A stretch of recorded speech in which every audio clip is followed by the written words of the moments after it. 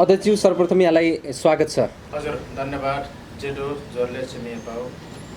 सर्वप्रथम त यहाँले जुन नेतृत्व सम्हालिसकेपछि जुन कार्यकाल सम्हाल्नुभयो र आज आइसकेपछि फेरि महाधिवेशन गर्दै हुनुहुन्छ, एउटा लिएको जिम्मेवारीलाई पुरा गर्दै हुनुहुन्छ। कार्यकाल अलिकति ढिला हुन पुग्यो, अलिकति लम्बियो, त्यसका कारणहरू के हुन् त्यसबाट कुराकानीलाई सुरुवात गरौँ न। हजुर नेपाल लगायत संसारभरिका लाखौँ मगरहरूको भावना बोकेको साझा सामाजिक सङ्गठन नेपाल मगर सङ्घको 12औं राष्ट्रिय महाधिवेशन हामी निकै चाहिँ एउटा निकट सङ्घारमा आइपुगेका छौँ र सर्वप्रथम त म 12औं राष्ट्रिय महाधिवेशनलाई सफल पार्नको लागि जसले जसरी लाग्नु भएको छ सोही गर्नु भएको छ त्यसको लागि म सबैलाई सङ्घको तर्फबाट धन्यवाद दिन चाहन्छु। र अहिले 12औं राष्ट्रिय महाधिवेशन घोराई दाङ लुम्बिनी प्रदेश, जसलाई हामी मगरात थरोड प्रदेश भन्छौँ, जहाँ सम्पन्न हुँदैछ यही चैत्र 25, 26, 27 गते र अहिले हामी अन्तिम चरणमा आइपुगेको छ। हाम्रो तयारी व्यवस्थापन सबै पक्षहरू छ, तयारी अवस्थामा चाहिँ पुगिसकेको छ र खास गरी हाम्रो कार्यकाल 4 वर्षको हो। तर अहिलेको जुन हाम्रो 12औं राष्ट्रिय महाधिवेशन सम्पन्न गर्न केही ढिलो भएको छ, यसमा हामी कार्य समितिको अथवा चाहिँ कुनै पनि चाहिँ व्यक्ति विशेषको समूह विशेषको कुनै कमजोरी होइन। जो विश्वव्यापी कोरोना महामारीको कारणले नेपाल मात्र होइन संसारभरि नै लकडाउनको चाहिँ एउटा बाध्यात्मक अवस्था पैदा भएको कारणले हाम्रो महाधिवेशन चाहिँ यति लामोसम्म चाहिँ पोस्टपोन गर्न अथवा चाहिँ लम्ब्याउन चाहिँ बाध्य भएको हो। त्यसो भएको कारणले हामी अहिलेको यो समयलाई, छोटो समयको तयारीलाई छोटो समयमा नै हामीले चाहिँ सम्पन्न गर्नुपर्छ। भोलि फेरि अब यो पछिको चाहिँ वर्षायाम सुरु हुन्छ, भोलि कोरोनाको यो एउटा अर्को चाहिँ तपाईँको भेरिएन्टहरू आउन सक्छ। त्यस कारणले अहिले हामीले छोटो समयमा छोटो तयारीमा नै सम्पन्न गर्नुपर्छ भन्ने मान्यताका साथ चाहिँ हामी अन्तिम तयारीमा चाहिँ पुगेको समय चाहिँ म सबैलाई जानकारी गराउन चाहन्छु। हुन्छ अध्यक्षज्यू, यहाँले जुन कार्यकाल निर्वाह गर्नुभयो 5 वर्षको भनौँ, 5 वर्षको यो कार्यकालमा नेपाल मगर सङ्घको मुख्य उपलब्धिहरूलाई स्मरण गराउन के कस्ता खालका उपलब्धिहरू यहाँहरूले हासिल गर्नुभयो? खास गरी नेपाल मगर सङ्घको इतिहासलाई हामीले चाहिँ एक चरण रिभ्यू गर्दाखेरि 2000 विक्रम सम्वत 1997 देखि दार्जिलिङबाट हाम्रो सङ्गठित चाहिँ एउटा जुन चाहिँ तपाईँको अभ्यासको थालनी भएपछि नेपालको सन्दर्भमा 2012 सालदेखि गुल्मीको भाषादेखि चाहिँ मगर सुधार समितिबाट चाहिँ थालनी भएको सङ्गठन लाङ्गाली समाज, लाङ्गाली परिवार हुँदै नेपाल मगर सङ्घमा चाहिँ रूपान्तरण भएको आजको यो विशाल चाहिँ गौरवशाली मगरहरूको सङ्गठन हो। त्यसो भएको कारणले हिजोदेखि स्थापना कालदेखि 2039 जो चाहिँ स्थापना पहिलो चाहिँ हाम्रो चाहिँ सङ्गठनको चाहिँ महाधिवेशन भएको, जसले हेमबहादुर पुन मगरलाई चाहिँ पहिलो अध्यक्ष चयन गरेको छ। त्यो महाधिवेशनदेखि आजको दिनसम्म हामीले उठाएको मुद्दा भनेको समानता, सामाजिक न्यायको मुद्दा। त्यो सँगै मगरहरूको पहिचानको जग, मगर भाषा, मगर संस्कृति, मगर परम्परा संस्कार, मगरहरूको पुर्ख्यौली माटो अथवा चाहिँ मगरहरूको चाहिँ जो चाहिँ आफ्नो आदिवासीपन मगरपनसँग जोडिएको धर्म, उनीहरूको शैक्षिक विकास, उनीहरूको आर्थिक विकास र राजनीतिक अधिकार जो इतिहासमा गुमेका थिए, जसलाई फिर्ता गर्नको लागि नै आज चाहिँ हामी आजको दिनसम्म लगातार चाहिँ निरन्तर हामी सङ्घर्षमा छौँ, आन्दोलनमा छौँ। त्यसो भएको कारणले हिजोसम्मको जो स्थापना कालसम्ममा हाम्रो सङ्गठनको मुख्य मुद्दा अथवा चाहिँ मुख्य उद्देश्य, मुख्य कार्यक्रम चाहिँ सङ्गठन विस्तार गर्ने थियो, जागरण ल्याउने थियो। त्यसपछि मध्यकालमा चाहिँ अब मगरहरूलाई चाहिँ अधिकारका लागि चाहिँ दाबी गर्ने, आफ्नो छुटेका अधिकारहरूलाई चाहिँ प्राप्ति गर्नका लागि लाग्ने, त्यो सँगै सामाजिक हिसाबले, जातीय हिसाबले, भाषिक सांस्कृतिक धार्मिक हिसाबले या वर्गीय हिसाबले जो विभेदमा रहेका चाहिँ मगरहरूलाई या उत्पीडित सम्पूर्ण चाहिँ आदिवासी जनताहरूलाई, मधेसीहरूलाई, मुस्लिमहरूलाई, दलितहरूलाई या उत्पीडित चाहिँ भवन क्षेत्रहरूलाई, उत्पीडित क्षेत्रहरूलाई चाहिँ अधिकार प्राप्तिका लागि हाम्रो सङ्घर्ष निरन्तर छ। त्यसैले मेरो कार्यकालसम्ममा आउँदासम्म अहिले चाहिँ मगरहरूले हिजोसम्म सामाजिक, आर्थिक, शैक्षिक भाषिक सांस्कृतिक मुद्दा अलि बढी चाहिँ तपाईँको हामीले चाहिँ मुख्य मुद्दाको रूपमा उठाएका थियौँ। तर मेरो कार्यकालसम्ममा आउँदाखेरि हाम्रो मुख्य मुद्दा भनेको राज्यमा हाम्रो पनि सहभागिताको मुद्दा चाहिँ हामीले उठाएका छौँ, राजनीतिक अधिकारको मुद्दा उठाएका छौँ, राजनीतिक मुद्दाको कुरा उठाएका छौँ। यसको मतलब के रह्यो भने सामाजिक सांस्कृतिक आर्थिक शैक्षिक अधिकार अथवा त्यो विकाससँगै राज्यको हरेक तहमा चाहिँ मगरहरूको समेत चाहिँ जनसङ्ख्याको आधारमा समानुपातिक पूर्ण समानुपातिक चाहिँ प्रतिनिधित्व हुनुपर्छ भन्ने हो। त्यसैले हिजोसम्म चाहिँ हाम्रा मगरहरूले राजनीतिक अधिकारप्रति त्यति चाहिँ इच्छा जाहेर गर्दैनथे, त्यति चासो राख्दैनथे, त्यति उनीहरूले गोलबन्द हुँदैनथे। तर आज चाहिँ मेरो नेतृत्वको कार्यकालमा र यो टिमसम्ममा हाम्रो कार्यकालसम्म आइपुग्दासम्म चाहिँ मगरहरूले होइन है, आर्थिक शैक्षिक सामाजिक हिसाबले मात्र उठेर नहुँदो रहेछ। जबसम्म देशको राज्य सत्ता या शासन सत्तामा चाहिँ हाम्रो सहभागिता नहुँदासम्म चाहिँ पूर्ण अधिकार प्राप्त पनि नहुने रहेछ र मगर लगायतको पीडित जाति वर्गको चाहिँ पूर्ण चाहिँ अधिकार पनि फिर्ता नहुँदो रहेछ र विकास पनि नहुँदो रहेछ भन्ने मान्यतालाई केन्द्रमा राखेर खास गरी अहिले भाषिक सांस्कृतिक हिसाबले जो एकाडेमिक चाहिँ मगरदेखि लिएर नन एकाडेमिक चाहिँ मगरहरू समेत चाहिँ अहिले चाहिँ केन्द्रित भएका छन्। आफ्नो भाषा संस्कृति मर्यो भने अथवा मगरहरूको चाहिँ पुर्ख्यौली चाहिँ तपाईँको हेर्नुहोस् पहिचानको जग मगर भाषा संस्कृति मर्यो भने चाहिँ हामी जिउँदो मर्ने रहेछौँ है, जातीय पहिचान विहीन हुने रहेछौँ, अस्तित्व विहीन हुने रहेछौँ। जसको मतलब के रह्यो भने अन्ततः राज्यविहीन हुने हो, अन्ततः देशविहीन हुने हो, अन्ततः आफ्नो पुर्ख्यौली मात्र विहीन हुने हो। त्यस कारणले हामी जुट्नुपर्छ भन्ने यो मुद्दामा चाहिँ कन्सर्न छ। दोस्रो, हामी भावनात्मक हिसाबले आफ्नो जाति समुदाय समाजको वर्गको उत्थानको लागि मात्र नभएर हामी चाहिँ आजको आधुनिक समयसँग आधुनिक चाहिँ समाजसँग चाहिँ जोडिनुको लागि आर्थिक विकास पनि हुनुपर्छ, हाम्रो शैक्षिक विकास पनि हुनुपर्छ भन्ने कुरोमा चाहिँ केन्द्रित भएर आज चाहिँ मगरहरूले चाहिँ एक्लै होइन सामूहिक चाहिँ व्यापार व्यवसाय गर्नमा चाहिँ थालनी गरेका छन्। यो पनि हाम्रो कार्यकालको उपलब्धि हो। र त्यो सँगै आज राजनीतिक हिसाबले मगरहरू विभिन्न राजनीतिक विचार आस्थामा विभाजित छन्, तर मगरसँग मगरले उठाएको मुद्दामा राजनीतिक मुद्दामा राजनीतिक अधिकारमा चाहिँ मगरहरू कम्तीमा एक ठाउँमा बसेर छलफल गर्ने, सल्लाह गर्ने, योजना बनाउने र आन्दोलित हुने भन्ने कुरोमा चाहिँ उनीहरू चाहिँ बढी चाहिँ तपाईँको केन्द्रित भएको, बढी चाहिँ उनीहरू चाहिँ पोजिटिभ भएको कारणले पनि चाहिँ आज हाम्रो कार्यकालसम्ममा कम्तीमा मगरहरूले समाजलाई मात्र बुझेका छैनन्, दुनियाँलाई मात्र बुझेका छैनन्, नेपालको सिंहदरबारलाई समेत बुझेका छन्। त्यस कारणले उनीहरूको चाहिँ आज सामाजिक सांस्कृतिक भाषिक धार्मिक आर्थिक अथवा चाहिँ शैक्षिक अधिकार मात्र होइन, त्यसको समृद्धि र विकास मात्र होइन, राजनीतिक अधिकारमा समेत चाहिँ त्यो प्राप्तिका लागि समेत चाहिँ दाबी गरेका छन्। यो नै मलाई लाग्छ हाम्रो कार्यकालमा एउटा उपलब्धि हो। त्यो सँगै नेपाली नागरिक मगरहरू मात्र होइन, जो मगरको चाहिँ एउटा सभ्यताबाट विकास भएका, मगरको ब्लडबाट विकास भएका, मगरको भाषा संस्कृतिबाट चाहिँ गोलबन्द भएका, फरक देश भएका, फरक राज्य भएका, फरक मुलुक भएका ती चाहिँ संसारभरिका मगरहरूलाई समेत चाहिँ गोलबद्ध बनाएर चाहिँ मगर मनोविज्ञान मगरहरूको चाहिँ साझा सभ्यता साझा इस्युलाई अथवा साझा चाहिँ तपाईँको जातीय पहिचानलाई रक्षा गर्नका लागि हाम्रो कार्यकालमा विभिन्न देश जस्तै भारत भयो, बङ्गलादेश भयो, बर्मा भयो, भुटान भयो, थाइल्यान्ड भयो, युरोप भयो अथवा चाहिँ अमेरिका युके अथवा चाहिँ तपाईँको अस्ट्रेलिया लगायत नेपाल सहितका चाहिँ देशहरूको चाहिँ साझा एउटा चाहिँ थाई प्रकारको चाहिँ अन्तर्राष्ट्रिय मगर महासङ्घ समेत चाहिँ स्थापना गर्न सफल भएका छौँ, जसको कारणले आज संसारका फरक फरक मुलुकमा बाँचिरहेका मगर चाहिँ समुदायले मगर जातिले के गरिरहेका छन्, उनीहरू साझा ठाउँमा चाहिँ कसरी जाने, साझा मुद्दामा कसरी चाहिँ उनीहरू चाहिँ केन्द्रित हुने भन्ने सवालमा चाहिँ धेरै चाहिँ सहज भएको कारणले पनि यो लगायतका सवालहरू चाहिँ अहिलेको हाम्रो कार्यकालको मुख्य उपलब्धि हो।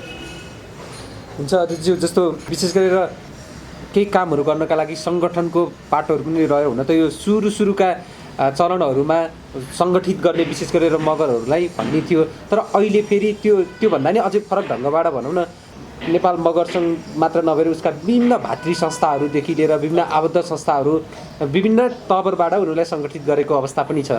अहिलेको पछिल्लो समयमा आबद्ध संस्थाहरू भातृ सङ्गठनहरू र नेपाल मगर सङ्घकै सङ्घ संस्थाहरू तल्लो तहदेखि माथिल्लो अन्तर्राष्ट्रिय क्षेत्रका त्यो सङ्गठन बारेमा थोरै व्याख्या गरिदिनुहोस् न।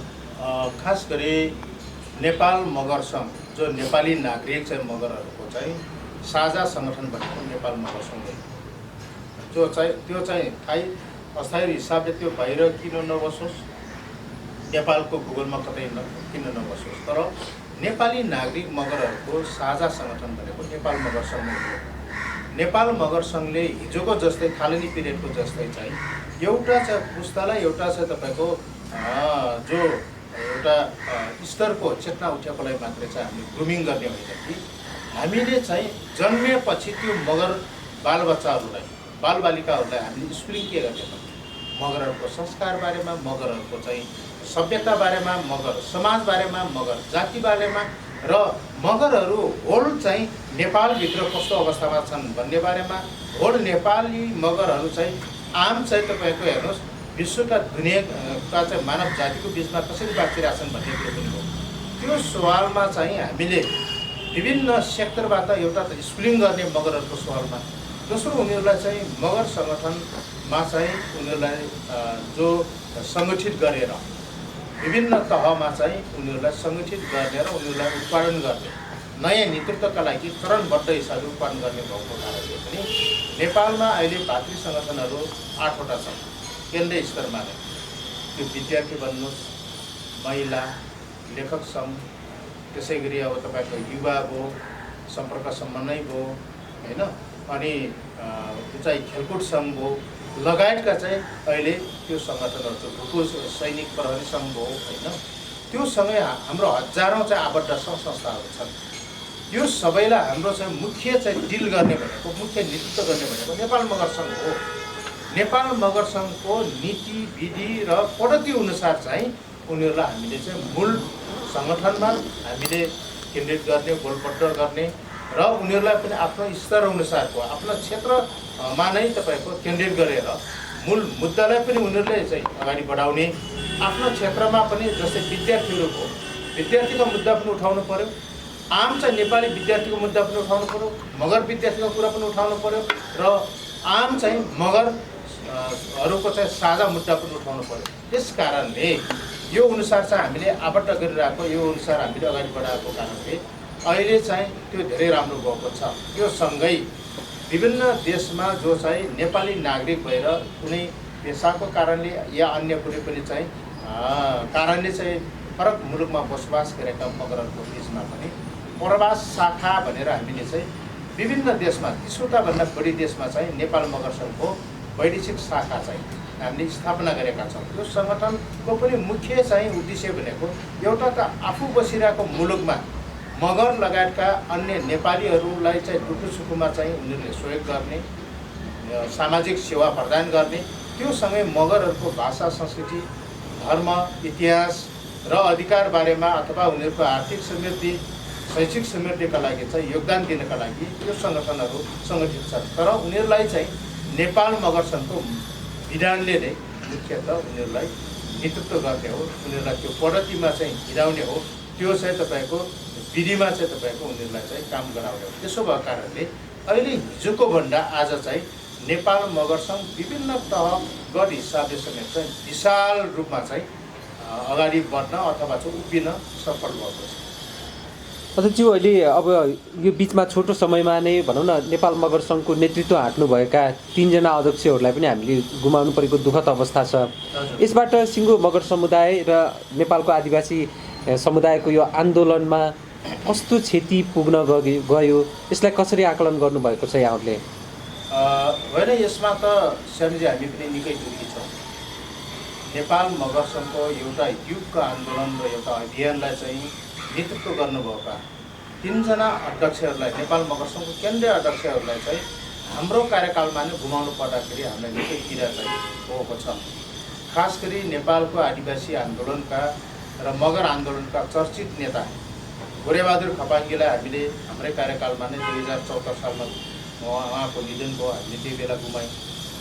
त्यसै गरी अहिले यो सालमा मात्रै 1 महिनाको जुन चाहिँ फरकमा हाम्रो पूर्व केन्द्रीय अध्यक्ष तथा आदिवासी जनजाति उत्थान राष्ट्रिय प्रतिष्ठान जो सरकारी निकाय त्यसका समेत चाहिँ प्रमुख हुनुभएका जगबहादुर थापा मगरलाई गुमायौँ। त्यसपछि अस्ति भर्खरै मात्रै चाहिँ यही महिनामा चाहिँ नेपाल मगर सङ्घका पूर्व केन्द्रीय अध्यक्ष तथा आदिवासी जनजाति महासङ्घका जो सङ्घीय परिषदका चाहिँ एकपटक चाहिँ अध्यक्ष समेत हुनुभएका हाम्रो क्याप्टेन यमबहादुर बुढाथोकी मगरलाई पनि हामीले गुमायौँ। यसमा चाहिँ सिङ्गो मगरलाई मगर आन्दोलन समाजलाई क्षति भएको छ। तर मगरलाई मात्र होइन, नेपालका आदिवासीहरूलाई पीडित चाहिँ नेपाली जनतालाई समेत चाहिँ ठुलो क्षति भएको छ। त्यस कारणले यसमा हामीलाई के लागेको छ भने चाहिँ कम्तीमा पूर्व अध्यक्षहरू हुँदै गर्दाखेरि हामीलाई चाहिँ एउटा अभिभावकको तपाईँको कमी हुँदैन थियो। हाम्रो पछाडि कतै हाम्रो चाहिँ आन्दोलनमा, योजनामा, कार्यक्रममा चाहिँ हामी खटिएको अवस्थामा पुर्याउने चाहिँ एउटा अभिभावक छन् है भन्ने खालको त्यो ठाउँ रहेन। त्यो चाहिँ मगर जातिको लागि, त्यो क्षेत्र मगर आन्दोलनको लागि, नेपाल मगर सङ्घको लागि। त्यस कारणले आज हाम्रो सामु जति हामीले उहाँको विषयमा चाहिँ पीडा चाहिँ व्यक्त गरे तापनि, हामीले पीर चाहिँ व्यक्त गरे तापनि अन्ततः भौतिक हिसाबले हाम्रो दुनियाँमा हुनुहुन्न, उहाँहरू हाम्रो सामु हुनुहुन्न। मात्रै बाँकी के रह्यो त भन्दाखेरि उहाँहरूका आफ्नो युगमा अथवा कार्यकालमा जे चाहिँ तपाईँको मगर सहितका चाहिँ नेपाली जनताको लागि, समाजको लागि राम्रो काम गर्नु हो, त्यसलाई हामीले स्थापित गर्ने हो। त्यसलाई हामीले चाहिँ अरू पुस्तालाई चाहिँ स्कुलिङ गर्ने हो र उहाँहरूका जो अपुरो सपनाहरू छन् त्यो सपना पुरा गर्नको लागि अबको चाहिँ भावी नेतृत्वहरूले र मगर समाजले र मगर चाहिँ अभियन्ताहरूले चाहिँ त्यो पुरा गर्नको लागि चाहिँ हर पल चाहिँ हामीले कोसिस गर्ने, लाग्ने बाहेक अरू विकल्प रहेन। त्यो गर्नु भनेको नै उहाँहरूप्रतिको असली सम्मान हुनेछ भन्ने पनि म सबै चाहिँ आम चाहिँ लाखौँ मगरहरूलाई अनुरोध गर्न चाहन्छु। अध्यक्ष, जस्तो हामीले अगाडि उपलब्धिका कुराहरू गर्दै गर्दाखेरि विभिन्न खालका बाधा अवरोधहरू त अवश्य पनि काम गर्दै जाँदाखेरि आइहाल्छन्। तपाईँले के कस्तो खालको चुनौती अवरोधहरूको सामना गर्नु पर्यो यो कार्यकालको बिचमा, जुन चुनौतीहरूले आउने कार्यकालको लागि पनि एउटा मार्गदर्शन भनौँ न, यस्तो यस्तो बाधाहरू हुन सक्छन् भनेर उहाँहरूका लागि पनि सहयोग हुन सक्छ, त्यस्ता खालका केही चुनौतीहरू कस्तो छ अनुभव यहाँसँग? यो विषयमा निकै चाहिँ गम्भीर मोडमा छौँ हामी मगर सहितका आदिवासीहरू भन्ने मलाई लाग्छ। यसको मतलब के रह्यो भने हाम्रो चाहिँ मगर समाज मात्र होइन, आम चाहिँ नेपाली समाजलाई हामीले हेर्ने दृष्टिकोण, बुझ्ने तरिका र यसलाई पढ्ने तरिका चाहिँ हामीले फरक ढङ्गले बुझ्न सकेनौँ भने, अध्ययन गर्न सकेनौँ भने हामी अब अगाडि बढ्न हामीलाई निकै गाह्रो हुन्छ। यसको मतलब के रह्यो भने चाहिँ आज साँच्चीकै भन्नुहुन्छ भने हामी मगर लगायतका चाहिँ आदिवासीहरू या अन्य चाहिँ सामाजिक शक्तिहरू हामी एउटा चाहिँ हाम्रो कोर्सलाई रिथिङ्क गर्ने, हाम्रो योजनाहरूलाई, आन्दोलनलाई, अभियानलाई चाहिँ रिडिजाइन गर्ने यो हाम्रो यो मोडमा आइपुगेका छौँ। यो हाम्रो चाहना होइन, यो कसैको चाहना पनि होइन, यो आजको विकसित समय र परिस्थितिको चाहना हो, यसको माग हो, आजको युगको माग हो। त्यस कारणले मगरहरूले समेत चाहिँ आफ्नो पुरानो जो चाहिँ जगलाई तपाईँको टेकेर हाम्रा कोर्सलाई चाहिँ तपाईँको नयाँ ढङ्गले डिजाइन गर्नुपर्छ। यदि चाहिँ हामीले हिजोको आँखाले, हिजोको जगबाट, हिजोको चाहिँ बुझाइबाट मात्रै हेऱ्यौँ भने अब मगर अभियान र आन्दोलन सङ्गठन चाहिँ ठिक ठाउँमा पुग्दैन भन्ने हो। यसको मतलब चाहिँ मेरो नेतृत्वसम्म आइपुग्दाखेरि हामीले धेरै पीडाहरू पायौँ।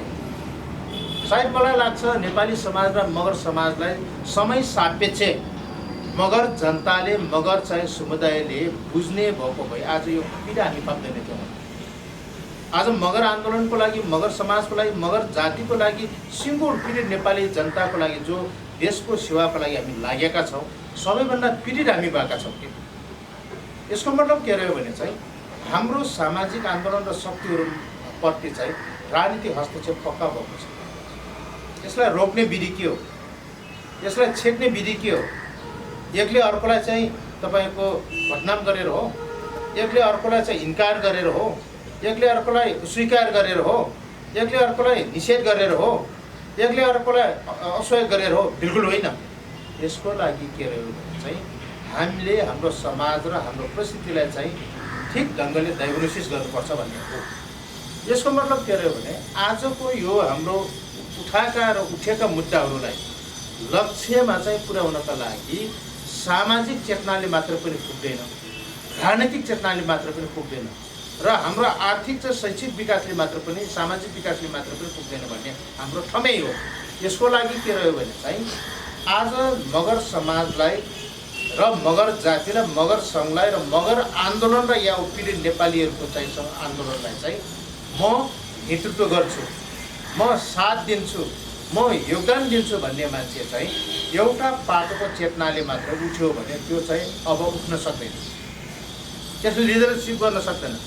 यसको मतलब चाहिँ सामाजिक मुभमेन्टमा लागेका चाहिँ नेतृत्वको समेत चाहिँ राजनीतिक चेतना चाहिँ खुलेको हुनुपर्छ। सामाजिक चेतना मात्र होइन, आर्थिक चाहिँ समृद्धिको चेतना समेत खुलेको हुनुपर्छ। जातिप्रतिको तपाईँको एउटा गर्व गर्ने त्यो चेतना पनि खुल्नु पर्छ। भाषा संस्कृतिको महत्त्व कति छ, आफ्नो थाप्ठोलो र पुर्ख्यौली माटोको महत्त्व कति छ भन्ने त्यो चेतना पनि खुल्नु पर्यो। त्यो मात्र होइन, जातिको रक्षाको नाममा, विकासको नाममा जडमा बुझेर त्यो चाहिँ तपाईँको आदिम साम्यवादी चेतनामा मात्रै उभिएर चाहिँ आजको आधुनिक समय र आधुनिक विकाससँग जोड्नेतिर नलग्ने र समाजलाई, सङ्गठनलाई र हाम्रो अभियानलाई चाहिँ ज्ञान र विज्ञानसँग नजोड्ने हो भने त्यो नेतृत्वले अब समाजलाई ठिक ठाउँमा लग्न सक्दैन र त्यो मात्रै समयको बर्बाद हो। यसको मतलब के रह्यो भने चाहिँ आज हाम्रो समाजबाट, हाम्रो जाति समुदायबाट जति हामीले सहयोग पाउनुपर्ने हो नि, हरेक ढङ्गले, चाहे वैचारिक हिसाबले, चाहे आर्थिक हिसाबले, चाहे एउटा चाहिँ ऊर्जाको हिसाबले, प्रेरणाको हिसाबले, भौतिक हिसाबले या तपाईँको ज्ञान विज्ञानको हिसाबले त्यो सहयोग चाहिँ हामीले पूर्ण रूपमा पाएका छैन। त्यस कारणले हामी आज हाम्रो आफ्नो जातिको लागि, समाजको लागि र न्यायको लागि, समानताको लागि लाग्ने मान्छेहरू तप्पिरहेका छौँ। यहाँ आउनु भनेको हामी चाहिँ बर्बाद हुनु हो र, यहाँ आउनु भनेको हामी बदनाम हुनु हो र, यहाँ आउनु भनेको चाहिँ हामी सिद्धिनु हो र, यहाँ आउनु भनेको हामी निषेधित हुनु हो र। त्यस कारणले हामी समाजका लागि जलिरहेका छौँ भने त्यसको हिसाब किताब समाजले ठिक ढङ्गले गर्ने कि नगर्ने भन्ने।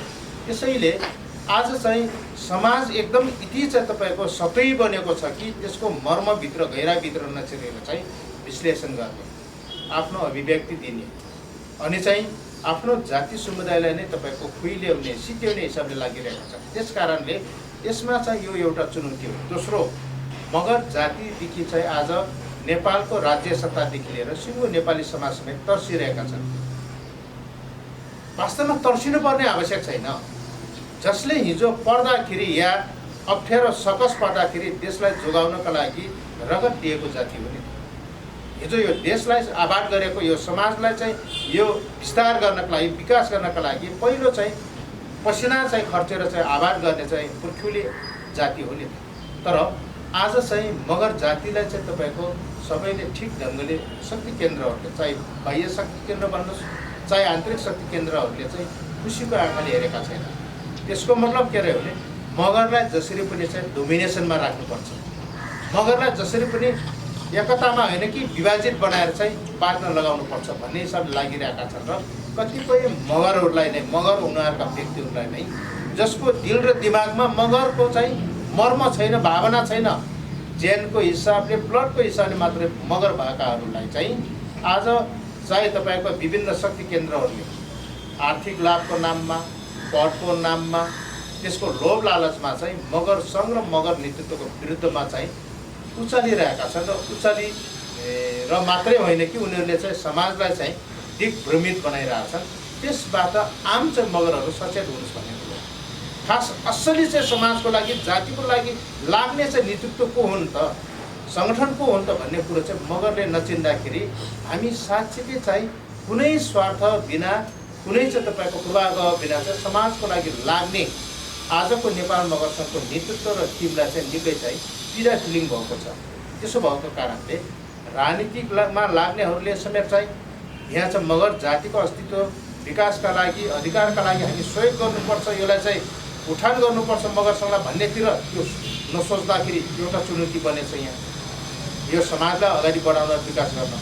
अर्को चाहिँ मगर सङ्घमा लाग्नेहरू पनि र तपाईँको समाजको रूपान्तरणका लागि लाग्नेहरू पनि चाहिँ राज्य सत्ता भनेको के हो, राजनीतिक अधिकार भनेको के हो, राजनीतिक विज्ञानी भनेको के हो भन्ने कुरोमा चाहिँ ठिक ढङ्गले नबुझ्दाखेरि चाहिँ मगर सङ्घले पनि तपाईँको सेटब्याक खाने चाहिँ खतरा देखिएको छ। यो दुईवटा चुनौतीपूर्ण छ।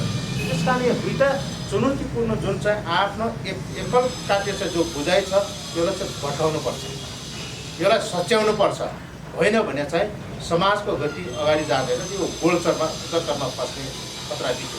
त्यो मात्रै नभएर राजनीतिक क्याम्पमा रहेका मगरहरू र सामाजिक क्याम्पमा रहेका चाहिँ मगरहरूको बिचमा चाहिँ अनावश्यक कारण बिना आग्रहको कारणले पूर्वाग्रहको कारणले भिडन्त हुने खतरा मैले देखेको छु। त्यसैले यसलाई सल्टाउनका लागि पनि हामीले चाहिँ यो एउटा ढङ्गले चाहिँ तपाईँको सोच्न जरुरी छ। दोस्रो, आजको पुस्ता आफ्नो जाति समाजप्रति त्यति गम्भीर भएको म देख्दिनँ, त्यति उसले आफ्नो भाषा संस्कृति संस्कार आफ्नो जातीय पहिचानको लागि चाहिँ त्यति चाहिँ इच्छा जाहेर गरे जस्तो लाग्दैन, जो समाजको लागि ठुलो चुनौती हो भन्ने मलाई लाग्छ। तेस्रो चाहिँ मगरहरू चाहिँ आर्थिक शैक्षिक हिसाबले चाहिँ जति चाहिँ एउटा अब्बल क्षेत्रमा पुगेर काम गर्ने चाहिँ तपाईँको अभ्यास गर्नुपर्ने हो सङ्गठित हिसाबले, त्यो अझै पुगेको छैन। यदि यो हिसाबले नै यथावत हिसाबले जाने हो भने भोलि एउटा स्थितिमा गएर चाहिँ यो आधुनिक विकास र आधुनिक दुनियाँसँग चाहिँ मगर चाहिँ नजोडिने खतरा देखेको छु मैले। त्यसको हिसाबले हामी आफ्नै कारणले पिछिदिने खतरा देखेको छु। त्यसैले यसलाई चाहिँ सच्याउनुपर्छ र आगामी नेतृत्वले चाहिँ यावत कुराहरूलाई चाहिँ अलिक ख्याल गरेर जानुपर्छ भन्ने मलाई लाग्छ। ठिक छ, यो पाटोहरू अलिकति बाह्य चलखेलदेखि लिएर साङ्गठनिक मनोविज्ञानका पाटोहरू पनि रहे। त्यो सँगसँगै अब आदिवासी जनजातिभित्रको पहिलो भनौँ न ठुलो जनसङ्ख्या भएको मगर जातिलाई विभिन्न बाहनामा फुटाउने भाषिक हिसाबमा, क्षेत्रीय हिसाबमा, थर उपथरहरूकै हिसाबमा, जसरी एउटा उदाहरणका लागि पुन समाजको पनि जुन खालको विज्ञप्तिहरू आयो, मगर सङ्घले पनि के खालको आरोपहरू के आउँछ भने सामाजिक सञ्जालमा झन् त्यो बिचमा द्वन्द्वहरू मात्रै भयो, त्यति ठोस पहल कदमी लिन सकेन भन्ने खालको आवाजहरू सुनिन्छ नि, यसलाई के भन्नुहुन्छ? खास गरी यसो छ श्यामजी, दुनियाँको जातिको बनावट र नेपालको सन्दर्भमा पनि अन्य चाहिँ आदिवासी लगायत अन्य जातिहरूको चाहिँ बनावट छ, अनि त्योभन्दा फरक छ मगरको। मगर जातीय हिसाबले एउटै जाति हो, तर भाषिक हिसाबले तिनवटा भाषा छ मगरभित्र, मगर दुध, मगर खानपान, मगर काई। सांस्कृतिक हिसाबले पनि तीन थरीको छ, त्यहाँको संस्कार परम्परागत हिसाबले पनि हाम्रो तीन थरी छ। त्यस कारणले मगर जातिलाई तपाईँको पढ्नको लागि एउटा आँखाले मात्र, एउटा चाहिँ अध्ययनले मात्र पुग्दैन। त्यसैले कहिलेकाहीँ चाहिँ मगर जातिलाई चाहिँ एकल हिसाबले मात्र पढ्ने व्यक्ति विद्वान नेतृत्वको चाहिँ अलिकति अधुरो अपुरो चाहिँ अभिव्यक्ति बुझाइले गर्दाखेरि पनि यो समस्याहरू आएको छ। त्यसैले मगर सङ्घ पनि एउटा के रह्यो भने मगर समाज, मगर सङ्घ अथवा चाहिँ सिङ्गो हाम्रो मगर समुदायको एउटा संरचना हो र सभ्यता के रह्यो भने चाहिँ विविधताभित्र विविधता नै हाम्रो एकता हो। विविधता मात्र होइन, विविधताभित्र पनि विविधता नै मगरहरूको एकता हो। यसको मतलब के रह्यो भने चाहिँ नेपाली समाज जसरी बनेको छ त्यसको रिफ्लेक्सन जस्तो मगर समाज छ। हामी जसरी मगर समाजलाई व्यवस्थित गरेर अगाडि बढाइरहेका छौँ, त्यो जस्तै नेपाली समाजलाई पनि नेपाल राज्यले अथवा चाहिँ देशले ठिक ढङ्गले व्यवस्थापन गर्यो भने चाहिँ यो मुलुक चाहिँ साँच्चै चाहिँ कलरफुल रूपमा नै सुन्दर बन्छ भन्ने हाम्रो ठमै हो। त्यसो भएको कारणले हिजो कतिपय अवस्थामा यो विविधतालाई, भाषिक सांस्कृतिक अथवा क्षेत्रीय विविधतालाई चाहिँ ठिक ढङ्गले नबुझ्दाखेरि केही समस्याहरू पैदा भएको थियो। तर अहिले मेरो कार्यकालसम्म आउँदासम्म चाहिँ यसलाई धेरै तहबाट हामीले चाहिँ हल गरिसकेका छौँ। पुन समाज नेपाल, पुन मगर समाज नेपाल, यसलाई चाहिँ हामीले धेरै पटक हामीले छलफल गरेका छौँ। धेरै पटक चाहिँ हामीले चाहिँ उहाँहरूसँग चाहिँ अब बसेर चाहिँ लागेका कुराहरू, आफूलाई कुन कुरामा विमति छ, कुन कुरामा सहमति छ, यो कुरामा चाहिँ धेरै छलफल गरेर हामी चाहिँ निष्कर्षमा के पुग्यौँ त भन्दाखेरि मेरो नेतृत्वमा 11औं राष्ट्रिय पुन मगर समाज र पुन समाज नेपालसँग दुईटासँग हामीले चाहिँ अफिसियली हामीले भेटवार्ता गऱ्यौँ, छलफल गऱ्यौँ। हामीले चाहिँ निष्कर्ष के निकाल्यौँ भन्दाखेरि पुन समाज नेपालबाट पनि एकजना केन्द्रीय कमिटीमा मनोनित गर्ने र सल्लाहकारमा पनि मनोनित गर्ने, यो हामीले चाहिँ केन्द्रीय कमिटीले निर्णय गर्यौँ। पुन मगर समाजमा पनि एकजना केन्द्रीय कमिटीमा हामीले सदस्यको रूपमा चाहिँ मनोनित गर्ने र अर्को चाहिँ हामीले सल्लाहकारमा चाहिँ मनोनित गर्ने भन्ने कुरो। त्यसो भएको कारणले त्यो अनुसार पत्राचार गऱ्यौँ। पुन मगर समाजले तपाईँको सल्लाहकारको रूपमा पुन मगर समाजको अध्यक्ष हर्क पुनलाई चाहिँ उहाँहरूले प्रतिनिधि पठाउनु भयो। आजको दिनसम्म नेपाल मगर सङ्घको केन्द्रीय सल्लाहकारको रूपमा हुनुहुन्छ, राम्रो भूमिका खेल्नु भएको छ। र केन्द्रीय सदस्यको रूपमा पुन मगर समाजबाट चाहिँ खेम पुन मगर जो चाहिँ पुन मगर समाजको महासचिव समेत हुनुहुन्छ, उहाँलाई केन्द्रीय समितिमा राख्नु चाहिँ उहाँहरूले सिफारिस गर्नुभयो। आजको दिनसम्म नेपाल मगर सङ्घको केन्द्रीय सदस्य तथा गण्डकी प्रदेश हामीले भन्ने गरेको तमुवान मगराट प्रदेशको चाहिँ प्रदेश इन्चार्ज समेत हुनुहुन्छ। त्यसै गरी हामीले पुन समाज नेपाललाई हामीले पत्राचार गऱ्यौँ। संरक्षक को रूपमा चाहिँ अब हाम्रो संस्थापक अध्यक्ष हेमबहादुर पुन मगरका सुपुत्र पूर्व मन्त्री उत्तम पुन मगरलाई उहाँहरूले पठाउनु भयो। आजको दिनसम्म उहाँ चाहिँ मगर सङ्घको केन्द्रीय संरक्षकको रूपमा हुनुहुन्छ, तर केन्द्रीय सदस्यमा चाहिँ उहाँहरूले पठाउन चाहिँ सक्नु भएन। यसो मतलब के रह्यो भने हामी भित्र भएका चाहिँ कतिपय चाहिँ जो डाइभर्सिटीको कारणले, विविधताको कारणले नमिलेका कुराहरूलाई चाहिँ हामीले मिलाउनतिर चाहिँ लागेपछि उहाँहरूको पनि समस्या थियो। तर पछिल्लो चरणमा चाहिँ हामीलाई के चाहिँ आएको छ भन्दाखेरि अब कतिपय बाह्य या भित्री शक्ति केन्द्रहरूले उहाँहरूलाई आर्थिक लाभ दिएर अथवा कुनै पदको चाहिँ तपाईँको सपना देखाएर मगर विभाजन गर्नुपर्छ है, मगरहरूको अर्कै जात बनाइदिनुपर्छ भन्ने हिसाबले उचालिएर उहाँहरूले यो 2078 सालको जनगणनाको सङ्घारमा पुन समाज नेपालले चाहिँ जातमा चाहिँ पुन लेख्ने, धर्ममा पनि पुन लेख्ने, भाषामा पनि पुन भाषा लेख्ने भनेर भन्नुभयो। त्यसपछि हामीले चाहिँ उहाँहरूलाई छलफलको लागि फेरि चाहिँ बोलायौँ र उहाँहरूलाई चाहिँ तपाईँको जो असोज यही गत असोज महिनाको 12 गते मगर सङ्घको केन्द्रीय भवन अथवा मूल घरमा चाहिँ वार्ता गर्ने, छलफल गर्ने, हामी त्यो समाधान खोज्ने भनेर चाहिँ हाम्रो निर्णय हो। पुन समाज नेपालको अध्यक्ष भीमबहादुर पुन मगरसँग त्यो सायद तपाईँहरूले पनि सुन्नुभयो होला, सबैले सुन्नुभयो होला, हेर्नुभएको होला, त्यो चाहिँ सञ्जालमा पनि आएको छ। तर उहाँहरूले 11 गतेका दिन नै हामी चाहिँ वार्ता नगर्ने, छलफल नगर्ने भनेर उहाँहरू चाहिँ आइदिनु भएन। तर हामी जहाँ चाहिँ पुन समाजको नाममा चाहिँ मगरलाई विभाजन गर्न खोजिरहेछन् त्यो ठाउँमा गएर हामी छलफल गऱ्यौँ, मगरसँगले कार्यक्रम गऱ्यौँ र त्यहाँ उहाँहरू सबै कन्भिन्स हुनुभयो हाम्रो जात मगरै हो। पुन भनेको मगरहरूको 7वटा मूल ठहरहरू छन्, जस्तै पुन, आले, राणा, थापा, रोका, बुढा, गर्ती अनि चाहिँ तपाईँको हेर्नुहोस् अब पुन, यो लगायतका हेर्नुहोस्। यो मध्येमा चाहिँ तपाईँ के रह्यो भने कुनै पनि जातिसँग नअल्मुलिने र त्यहाँ चाहिँ भरम नपर्ने खालको थर भनेको पुन र आले हो मगरमा। हेर्नुहोस्, बाँकी उपथरहरू त हाम्रो चाहिँ 1300 भन्दा बढी छन् त। त्यसो भएको कारणले यो चाहिँ खास गरी मगरहरूलाई चाहिँ विभाजन गर्नको लागि एकाध केही मगर साथीहरूलाई पैसाको लोभमा एजेन्ट बनाएका छन्। त्यस कारणले उहाँहरूको आवाज त्यो हो। तर चाहिँ यसमा मलाई लाग्छ अहिले उहाँहरूले पनि अब सोच्नु भएको होला, अहिले चाहिँ त्यो स्थिति छैन। त्यसैले मगरभित्र थरको आधारमा विभाजित हुने, कसैको सनकमा विभाजित हुने, कसैको स्वार्थका लागि विभाजित हुने त्यो स्थिति छैन।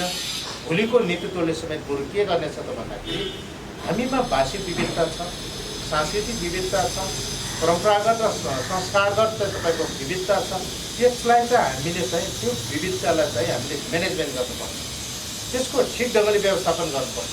त्यसलाई समानताको आधारमा र सामाजिक न्यायको आधारमा चाहिँ व्यवस्थापन गऱ्यौँ भने त्यो समस्याहरू हल भएर जान्छ र अहिले नै हल भएको स्थिति हो। त्यसो भएको कारणले यो भरममा आम चाहिँ मगरहरूलाई कोही पनि चाहिँ यो भरममा नपर्नु होला।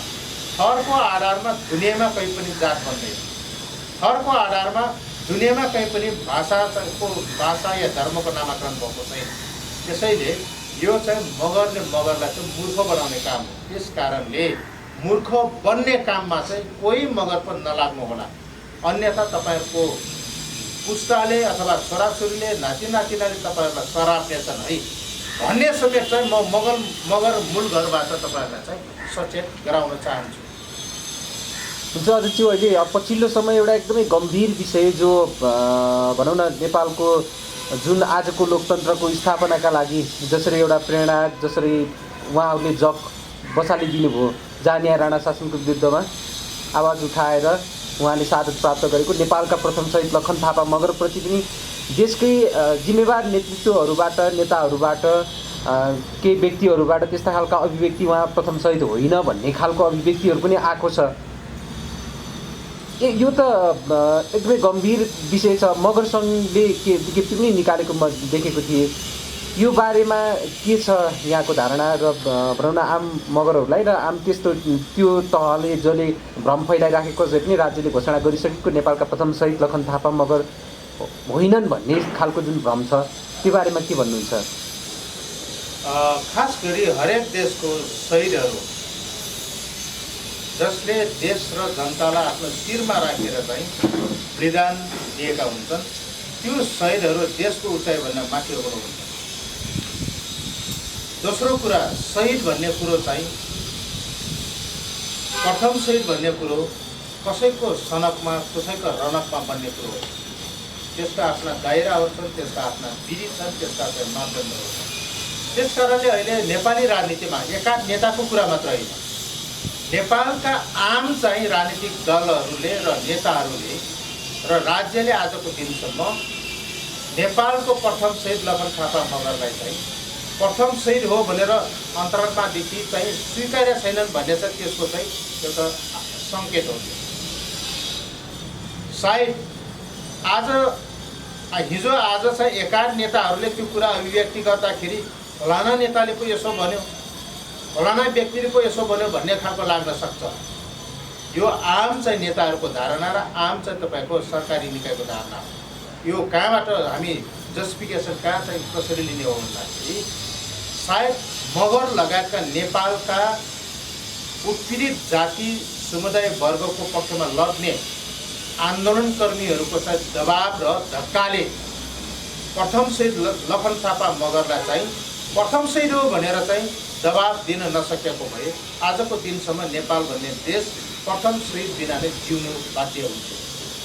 यो हाम्रो दबाबले हो, हाम्रो आन्दोलनले हो र हामी चाहिँ जबरजस्त दबाब मात्र होइन, कुस्ती सहितको दबाब, प्रमाण सहितको दबाब, आधार सहितको हाम्रो आन्दोलन, त्यो कारणले चाहिँ उहाँहरूले कहीँबाट पनि चाहिँ डिफेन्स गर्ने बहाना गर्ने उम्किन नसक्ने अवस्था भइसकेपछि प्रथम शहीद भनेर घोषणा गरेका हुन्। यो कुनै राजनीतिक नेताले, कुनै चाहिँ शासकले, कुनै व्यक्तिले चाहिँ निकै माया गरेर, निकै बुझेर, निकै खुसीले चाहिँ तपाईँको यो घोषणा गरेको कुरो होइन।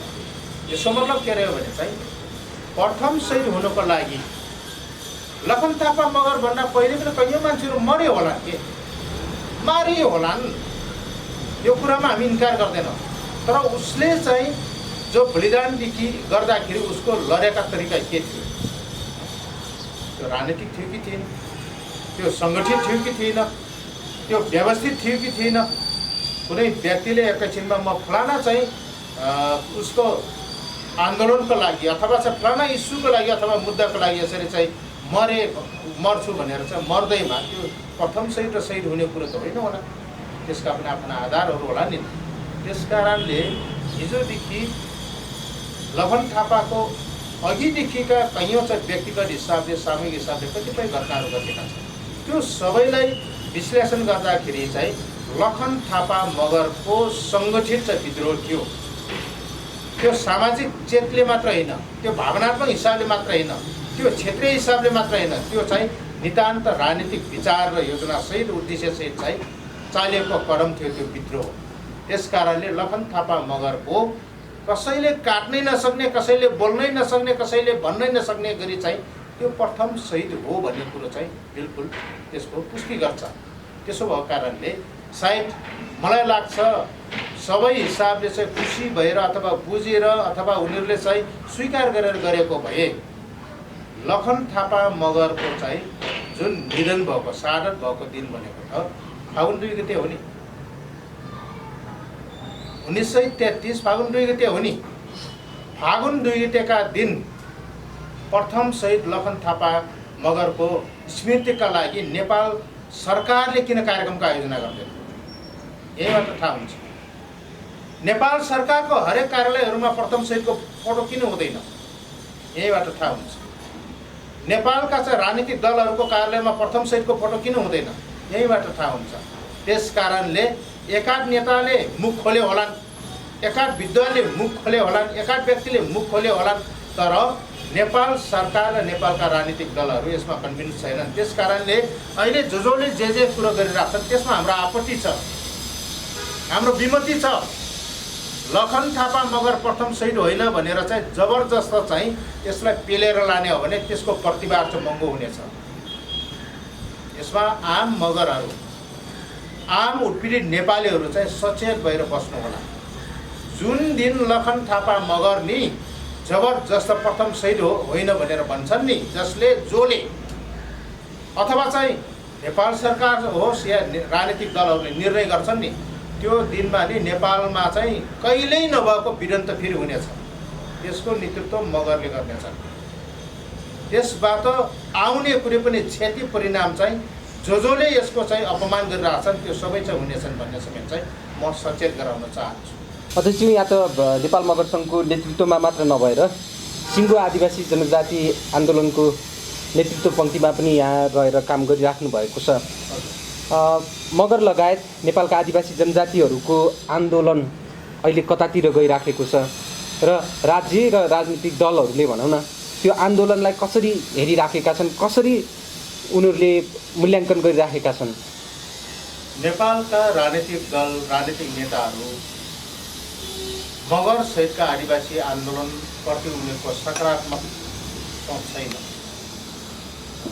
बरु मगर सहितका चाहिँ आदिवासीहरूको मुद्दालाई, विषयलाई खास बेलामा उहाँहरूले एउटा राजनीतिक व्यापारको रूपमा चाहिँ मार्केटिङ गरिदिने, तर साँच्चीकै त्यसलाई चाहिँ उद्देश्य प्राप्तिका लागि, त्यो मुद्दा सम्बोधनका लागि होइन कि उनीहरूले राजनीतिक व्यापार गर्नका लागि मगर सहितका आदिवासीहरूको मुद्दाहरूलाई उठाइदिने तर बिचमा अडपत्र पारिदिने, दुरुपयोग गर्ने काम भइरहेको छ। त्यसबाट चाहिँ हामीले अब कसरी चाहिँ छुटकारा पाउने त?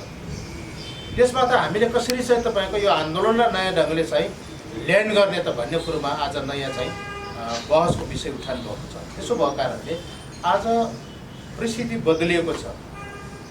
आजको युग र आजको समयले मागे अनुसारको चाहिँ मगर सहितका चाहिँ आदिवासी आन्दोलन र अभियानले चाहिँ आफ्नो कार्यक्रमहरूलाई, अभियानहरूलाई, योजनाहरूलाई चाहिँ रिडिजाइन गर्न जरुरी छ। आजको समयले जे माग गरेको छ त्यो अनुसारको विचार निर्माण गर्ने, क्षमता निर्माण गर्ने र योजना त्यो अनुसार तय गरेर कार्यक्रम चाहिँ अगाडि बढाउने हो भने हामी सफल हुन्छौँ। राज्यले या राजनीतिक शक्तिहरूले जो चाहिँ दुरुपयोग गर्न खोजिरहेछन्, दमन गर्न खोजिरहेछन्, असफल पार्न खोजिरहेछन्, त्यसलाई क्रस गर्न त्यो सम्भव छ। तर हामी आदिवासी लगायतका चाहिँ मगरहरूले हिजोको चेतना बोकेर आजको जुन आन्दोलन, आजको चाहिँ तपाईँको अभियानलाई हामीले चाहिँ नेतृत्व गर्न सक्दैन। आजको विकसित समयमा, युगमा टेकेर नै हिजोको चेतनालाई हामीले विकास गर्न जरुरी छ। त्यसलाई नयाँ ढङ्गले परिमार्जन गर्न जरुरी छ। अनि मात्र आजको विकसित चुनौतीलाई बल्ल चाहिँ तपाईँको प्रतिवाद गर्न हामी सक्षम हुन्छ। त्यसो भएको कारणले पहिलो कुरा त हाम्रो सङ्गठनहरूलाई आजको समय सापेक्ष चाहिँ विकास गर्न जरुरी छ, परिमार्जन गर्न जरुरी छ। दोस्रो कुरा चाहिँ हाम्रो चेतनालाई पनि तपाईँको नयाँ ढङ्गले विकास गर्न जरुरी छ। तेस्रो कुरा हाम्रो एकता र हाम्रो अभियानहरूलाई पनि नयाँ ढङ्गले चाहिँ ऊर्जा पैदा हुने गरी चाहिँ हामीले चाहिँ ग्रुमिङ गर्न जरुरी छ। तेस्रो कुरा हामीले लिड गर्ने विधि विधानहरू, पद्धतिहरूलाई पनि समय सापेक्ष हामीले चाहिँ त्यसलाई विकास गर्न जरुरी छ। जस्तै नेपाल आदिवासी जनजाति महासङ्घको कोरिएको विधान चाहिँ 2047 सालमा चाहिँ कोरिएको विधान आजको दिनसम्म चलेको छ। त्यो विधानले आजको चाहिँ सङ्घीय लोकतान्त्रिक गणतन्त्र चल्लासम्ममा यो व्यवस्थासम्ममा अझै पनि लिड गरिरहेको छ। यसको मतलब चाहिँ के रह्यो भने चाहिँ नेपालका आदिवासीहरूले सङ्घीय लोकतान्त्रिक आन्दोलन यो चाहिँ गणतन्त्रका लागि धेरै योगदान दिएका छन्। तर हामीले सङ्घीय लोकतान्त्रिक गणतन्त्रलाई हामीले स्वीकार गरेको हो कि इन्कार गरेको प्रश्न हुन्छ। यसको मतलब के रह्यो भने 2047 सालको विधानले अब नेपालका चाहिँ 1.5 करोड आदिवासीहरूलाई चाहिँ नेतृत्व गर्न सक्दैन। यदि 1.5 करोड आदिवासीहरूको विकासका लागि, उनीहरूको रक्षाका लागि, उनीहरूको अधिकारका लागि, उनीहरूको एकताका लागि चाहिँ साँच्चीकै अगाडि बढ्ने हो भने त्यो 2047 सालको एकात्मक विधानलाई भड्काएर सङ्घात्मक बनाउन जरुरी छ।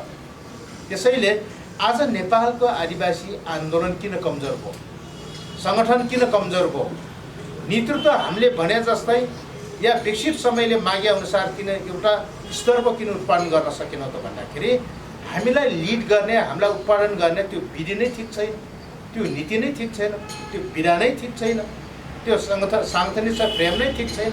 त्यस कारणले यो विषयलाई अहिलेको आदिवासी जनजाति महासङ्घको जो चाहिँ 10औं राष्ट्रिय महाधिवेशनद्वारा चाहिँ निर्वाचित भएका नेतृत्व साथीहरूले टिमले चाहिँ निकै गहनका साथ, निकै गम्भीरताका साथ चाहिँ यसलाई परिमार्जन गर्नेतिर, यसलाई नयाँ ढङ्गले विकास गर्नेतिर जानु जरुरी छ। र त्योभन्दा चाहिँ धेरै विकसित छ नेपाल मगर सङ्घको विधान, विधि, नीति, पद्धति र कार्यक्रमहरू। तर यसले मात्रै पुग्दैन। अब त्यस कारणले अहिलेको चाहिँ 12औं राष्ट्रिय महाधिवेशनमा हामीले यसलाई चाहिँ परिमार्जन गरेर समय सापेक्ष चाहिँ विकास गर्नुपर्छ भन्ने चाहिँ हामी त्यो सोचमा लागेका छौँ। त्यसैले नेपालका आदिवासी जनतालाई, आदिवासी आन्दोलनलाई, अभियानलाई चाहिँ नेपालको राजनीतिक शक्तिहरूले हेर्ने दृष्टिकोण चाहिँ नकारात्मक छ।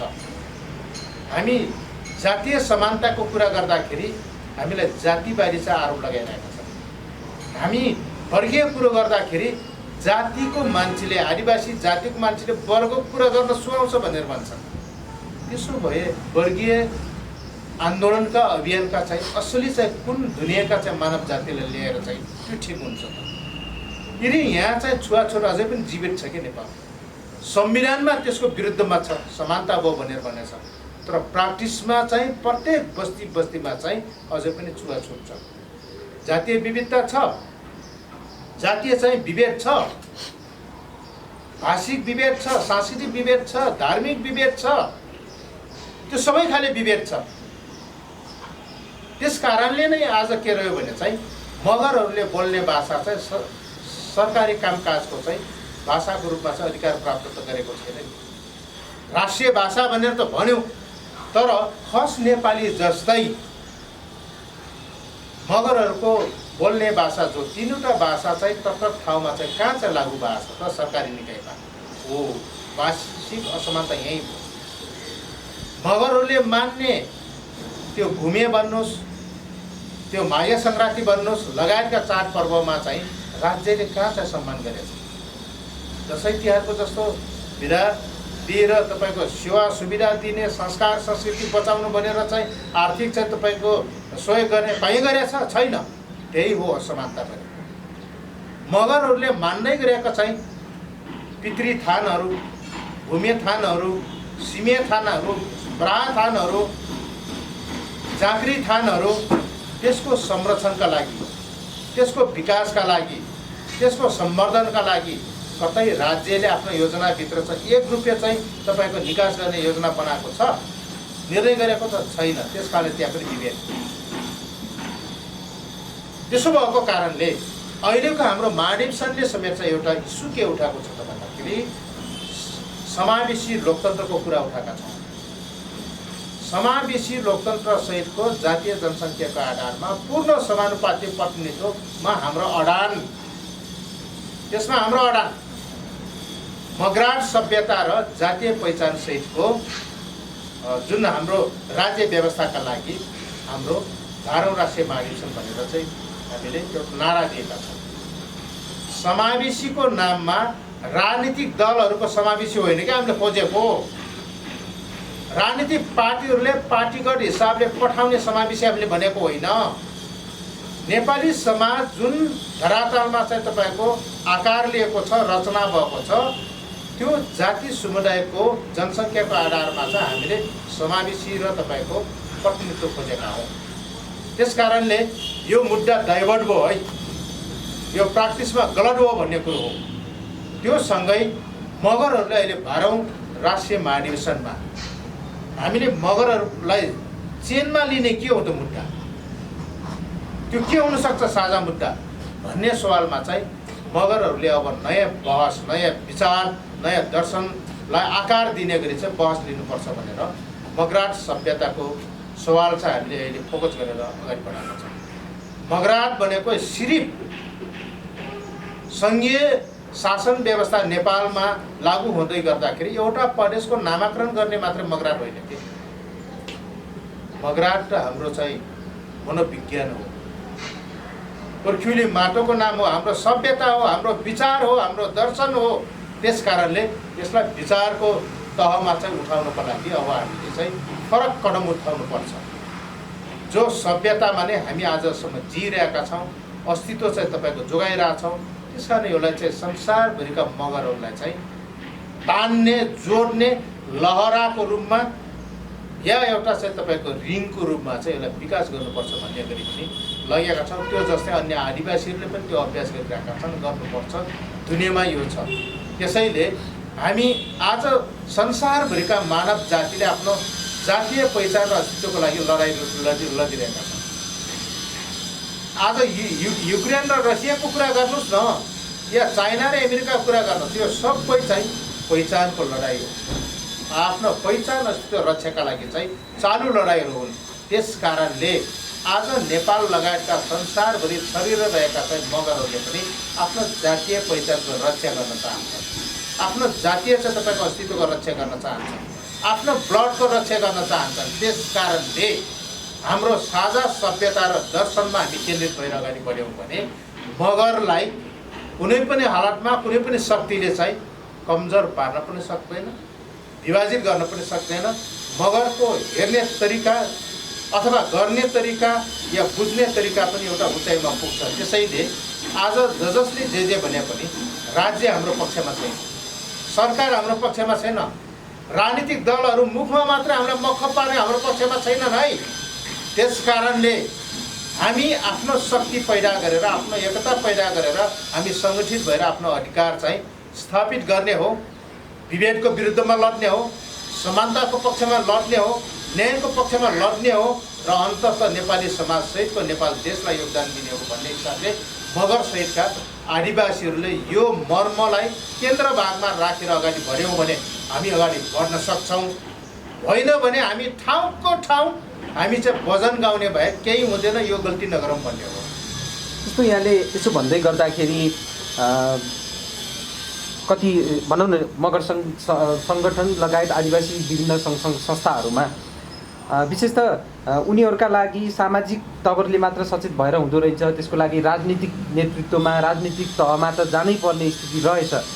तर राजनीतिक दलहरूबाट परिचालित हुने भनौँ न, त्यहाँ उनीहरूबाट परिचालित हुने तर त्यहाँ चाहिँ आफ्नो मुद्दाहरूलाई उठान गर्न नसक्ने भन्ने खालको आरोपहरू विशेषतः आदिवासी नेतृत्वहरूमा गइराखेको छ। त्यो आवाजहरू उठिराखेको अवस्थामा राजनीतिक चेतनाको सँगसँगै सामाजिक पाटोहरूलाई कसरी अगाडि बढाउने होला, किनभने राजनीतिक दलकै आधारमा विभिन्न तवरबाट विभाजित भएका उदाहरणहरू त प्रशस्त हामी देखिराखेका छौँ नि।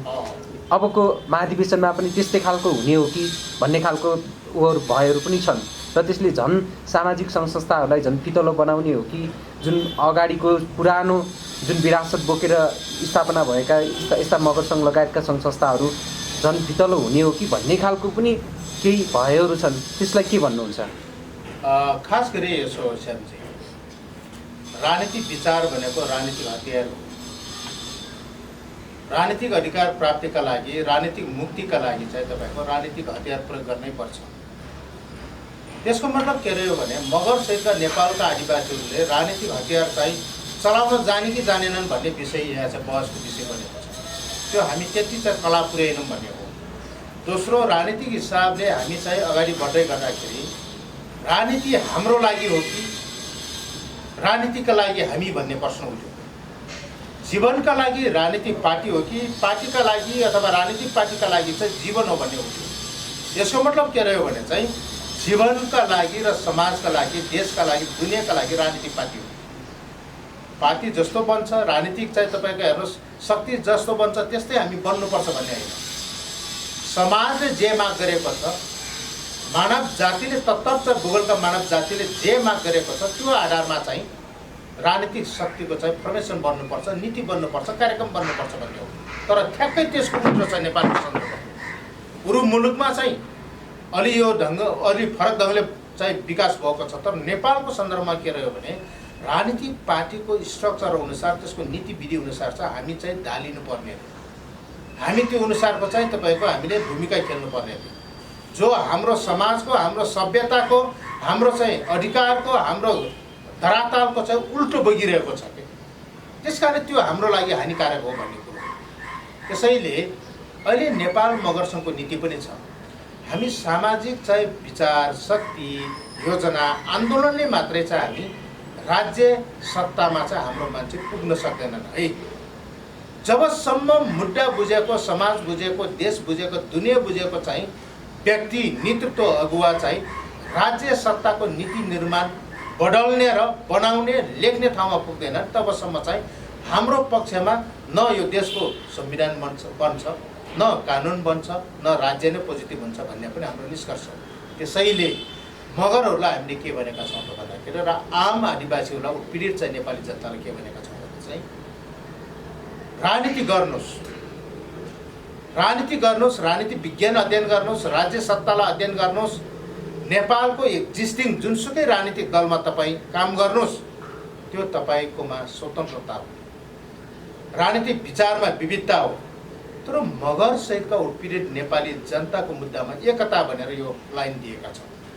यसको मतलब चाहिँ कोही काङ्ग्रेस पार्टीमा काम गर्दैमा, कोही एमालेमा काम गर्दैमा, कोही माओवादीमा, कोही समाजवादीमा, कोही चाहिँ तपाईँको अन्य जसपामा, कोही जनमुक्तिमा, कोही विप्लवमा, कोही वैद्यमा, कोही मसालमा, कोही राप्रपामा या अन्य कुनै पनि पार्टीमा काम गर्दैमा हामी हाम्रो नाता, सम्बन्ध, मित्रता हामी तोड्नुपर्छ भन्ने छैन। त्यो त विचार हो, राजनीतिक विचार हो, जो हाम्रो लागि प्रयोग हुने हो नि। हाम्रो जीवनलाई तपाईँको व्यवस्थापन गर्नका, हाम्रो समाज र हाम्रो राज्यलाई व्यवस्थापन गर्नका लागि त्यो प्रयोग गर्ने हो नि त। त्यो साधन हो के, साध्य त हामी हो नि, त्यो पार्टी हाम्रो पक्षमा बनाउने हो नि त। त्यस कारणले तपाईँले भन्नुभयो जस्तै विभिन्न राजनीतिक दलमा मगर सहितका आदिवासीहरू चाहिँ विभाजित भएर काम गरे तापनि आवश्यकता अनुसार र जुन चाहिँ पुग्ने गरी चाहिँ हरेक पार्टीमा नीति निर्माण गर्ने ठाउँमा चाहिँ हाम्रो मान्छेहरू पुगेका छैनन्। त्यस कारणले जुन जुन पार्टी एउटा निर्णायक राजनीतिक शक्तिहरू छन् त्यहाँ चाहिँ निर्णायक ठाउँमा चाहिँ हाम्रो मुद्दा बुझेका हाम्रा नेतृत्व नपुगेको कारणले त्यो पार्टीले गर्ने निर्णयहरू चाहिँ हामीले सोचे जस्तो भएको छैन, हामीले भने जस्तो भएको छैन। त्यसो भएको कारणले राजनीति चाहिँ गर्नुहोस्, भोट हालेर भोटर मात्रै बन्ने काम चाहिँ नगर्नुहोस्। त्यसलाई हामीले राजनीति भने होइन। त्यो हिसाबमा नीति निर्माण चाहिँ बदल्ने तहमा, नीति निर्माण चाहिँ निर्माण गर्ने ठाउँमा चाहिँ तपाईँ पुग्नुपर्छ। त्यो ठाउँमा चाहिँ पुग्दो मात्रामा चाहिँ सङ्ख्या नपुग्दासम्म चाहिँ त्यो सम्भव छैन। फेरि एकाध व्यक्ति कराएर मात्र त्यो सम्भव छैन। त्यहाँको निर्णय बदल्नका लागि, त्यहाँका नीति बदल्नका लागि त आवश्यक नेतृत्व चाहिला, आवश्यक टिम चाहिला, आवश्यक सङ्ख्या चाहिला। त्यसैले भावनाले मात्र एकाध व्यक्ति त्यहाँ पुग्यो भन्दैमा रातारात कायापलट हुन्छ। कायापलट किन भएन, त्यस कारण यो गलत हो भनेर चाहिँ राजनीतिप्रति वितृष्णा पैदा गर्ने काम चाहिँ गर्नु हुँदैन। त्यो भनेको राजनीति नबुझ्नु हो भन्ने मलाई लाग्छ। त्यसैले अबको चाहिँ आदिवासी सङ्गठनहरूमा पनि काम गर्ने, जो राजनीतिक हिसाबले, सामाजिक हिसाबले काम गर्ने साथीहरूले के बुझ्नु जरुरी छ भन्दाखेरि आफ्नो राजनीतिक पार्टीको नीति, कार्यक्रम, योजना चाहिँ मगर सङ्घ लगायतका चाहिँ आदिवासी सङ्गठनहरूमा ल्याउनु भएन।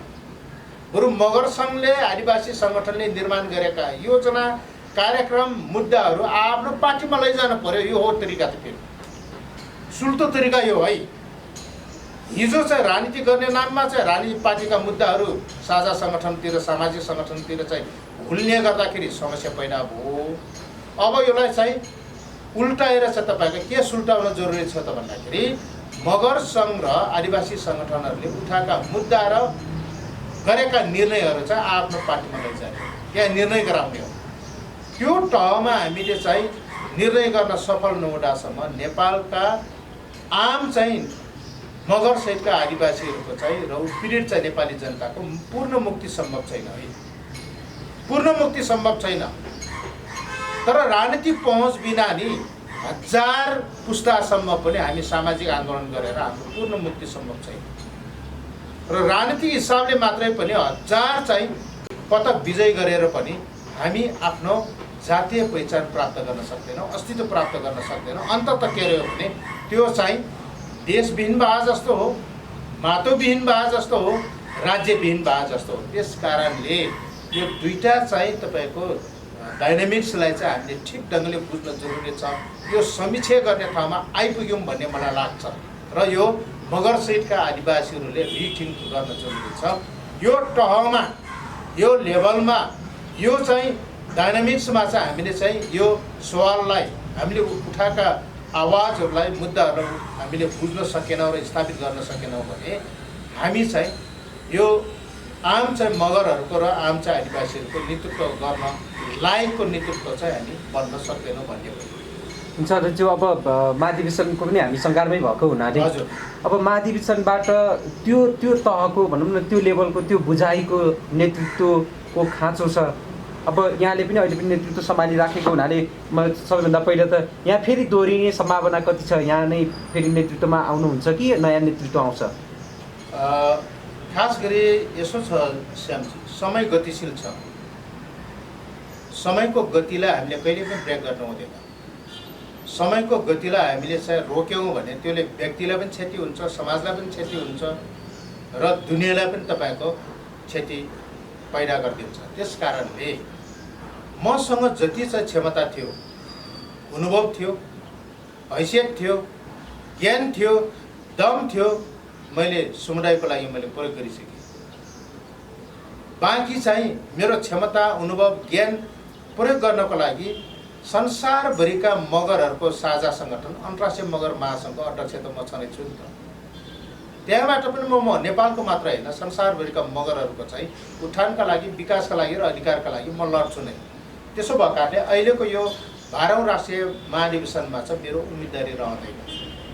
अहिले मेरो कार्यकालमा सायद मलाई लाग्छ मेरो कार्यकालमा स्थानीय तहदेखि जिल्ला, प्रदेश, प्रवास, भातृ सङ्गठनमा अब्बल खालको चाहिँ नेतृत्व चाहिँ पैदा गर्न म सफल भएको छु, उत्पादन गर्न म सफल भएको छु। त्यस कारणले नेतृत्वको कुनै कमी छैन, त्यसैले मेरो उम्मेदवारी रहँदैन। बरु अहिलेको चाहिँ नेतृत्व चाहिँ सर्वसहमतिमा चाहिँ निर्माण गर्ने भनेर अस्ति जो महाधिवेशन स्थल ठाउँ दाङ गोराईमा चाहिँ जो चाहिँ 19औं चाहिँ केन्द्रीय कमिटीको बैठकले हामीले चाहिँ निर्णय गरिसकेका छौँ। त्यसैले हिजो मेरो कार्यकालसम्ममा चाहिँ के भएको थियो भने चाहिँ राजनीतिक विचार समूहको आधारमा चाहिँ बागबन्दामा चाहिँ हामीले चुनाव लड्ने, प्यानल वाइज चाहिँ चुनाव लड्ने अनि नेतृत्व चयन गर्ने गर्दाखेरि हार्ने जति एउटा चाहिँ सेक्सन थियो त्यो छुट्यो।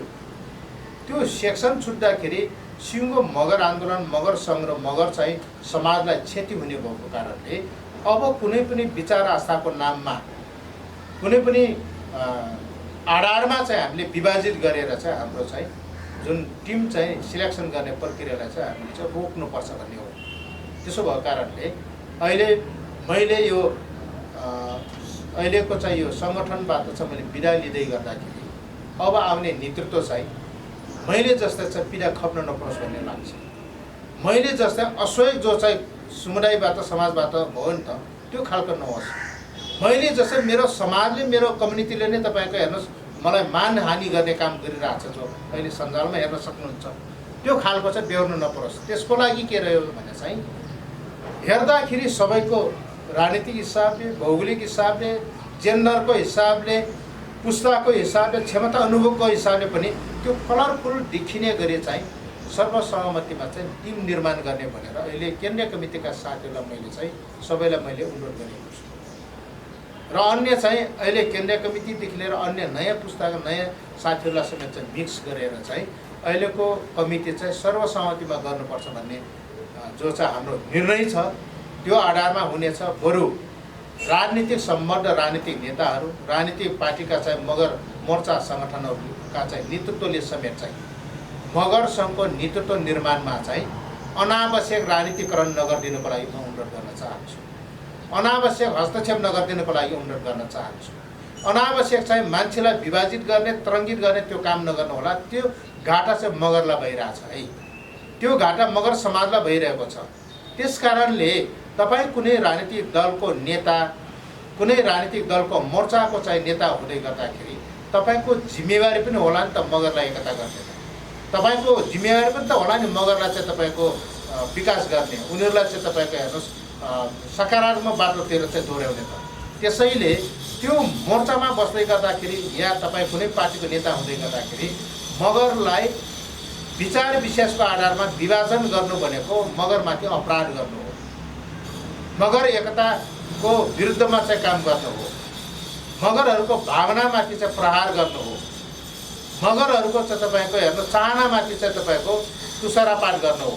यो गल्ती कसैले पनि नगर्नु होला म अनुरोध गर्न चाहन्छु। यदि कुनै राजनीतिक दल सम्बद्ध मोर्चा अथवा पार्टीका नेता साथीहरूले यो खालको चाहिँ कदम चाल्नुभयो भने त्यसमा चाहिँ हाम्रो आपत्ति रहनेछ। त्यसमा चाहिँ हामीले आवश्यक चाहिँ प्रतिवाद समेत गर्नेछौँ। त्यो स्थितिमा पुग्न नपरोस्। त्यसैले अहिलेको कमिटीलाई अलि समय सापेक्ष हामीले चाहिँ अलि नयाँ ढङ्गले जानु जरुरी छ भन्ने हिसाबले हामीले त्यो हिसाबले लाग्नेछौँ। दोस्रो हाम्रा चाहिँ कार्ययोजना, हाम्रो कार्यक्रमहरू, हाम्रा चाहिँ कार्यदिशाहरूलाई समेत चाहिँ नयाँ ढङ्गले चाहिँ हामीले तय गर्नेछौँ। हुन्छ, अबको त्यो नयाँ नेतृत्वले खेल्नुपर्ने भूमिका भनिदिनुहोस् न अन्तमा।